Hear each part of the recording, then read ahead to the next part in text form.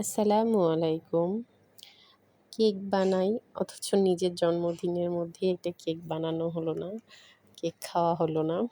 আসলে নিজের জন্য কোনো কিছু করতে ইচ্ছে করে না। হ্যাঁ, করতাম যদি আমার হাসব্যান্ড আমাকে অর্ডার দিত সেক্ষেত্রে করতাম। কিন্তু ওই আমাকে একবারও উইশও করেনি, মনেও করে নাই। ওই ভুলে গেছেন, তাই আমিও ভুলে থাকার চেষ্টা করছি যে থাক, না মনে করে নাই। মনে করলে আবার বানাইতে হবে। এজন্য আমিও মনে করিনি তাই তারও মনে নাই। সেও ভুলে গেছে। আর আমার বার্থডে তো একটা কেক বানানোও হয়নি, খাওয়াও হয়নি, খাওয়ানোও হয়নি। কেন আমার বার্থডেতে আমি নিজেই কেক বানাবো? মানে নিজের টাকা খরচ করে কেন কেক বানাবো? ও যদি অর্ডার দিত, ও যদি টাকা দিত, তাহলে একটা কেক বানাইতাম। ওর তরফ থেকেও আমাকে উইশ করতে পারতো, তাই না? কিন্তু উইশ করেনি, ভুলে গেছে। আসলে বাচ্চা হলে যা হয় আর কি। আমাকে মনে রাখছে এই বেশি, ওর কাছ থেকে আর কি এক্সপেক্ট করব? হ্যাঁ, আমিও যে মনে রাখছি ওকে এটাও তো বেশি। কারণ সারাদিন কান্নাকাটি, কাজ, এটা ওটা। এখন আমাদের কথাবার্তা এগুলাই হয়।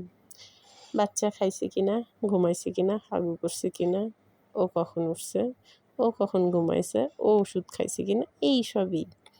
নিজেদের নিয়ে আর কোনো কথা হয় না। আমরা কে কী করলাম, ও কী করতেছে, আমি কী করতেছি, আমি খাইছি কিনা, ও খাইছে কিনা, এইসবের এখন আমাদের কোনো কথা নেই।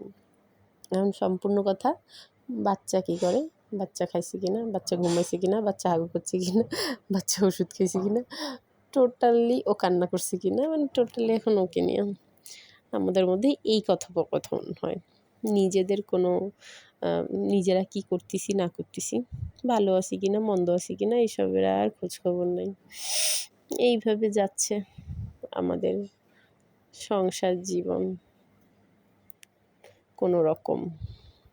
আলহামদুলিল্লাহ, তারপরও সব কিছুর পরও আলহামদুলিল্লাহ হোক, আল্লাহর ইচ্ছা সবই।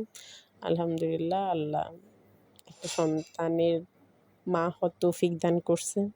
এটাই বা কয়জনের হয়? হোক, আল্লাহর অশেষ রহমতে একজন সন্তানকে পাইছি। এটাই আল্লাহর কাছে লাখ লাখ শুকরিয়া। আর কিছু চাই না।